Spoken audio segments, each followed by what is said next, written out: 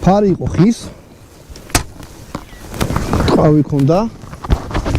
აკეთებული ესე. და აი ესეთი ხელი შესაკიდი ქონდა. წკინა. ფარი მრგვალი იყო და მოსახერხებელი იყო ხმალთან ერთად, ანუ არ იყო გრძელი, აი ესე. აქედან დაარტყავდი, გვერდიდან დაარტყავდი. ანუ კინოჯი გინახიათ ესეთი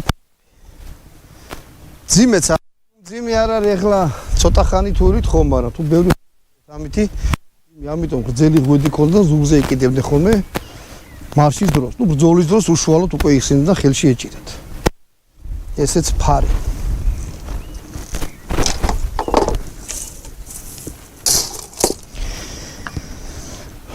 ну ჯაჭვის პერანგი ძალიან ბევრ კულტურებში იყო გავრცელებული და ну იგებიც ხმარობდნენ, იყო სხვანაირები კიდე. ანუ არ იყო რა ერთი რაღაცა სტანდარტი, ვინც რა საშუალებდა იმას იცოდა, მაგრამ ძირითადად აი ესეთი ხალათივით რაღაცა იყო, თავიდან ბოლომდე აქ გადახსნილია.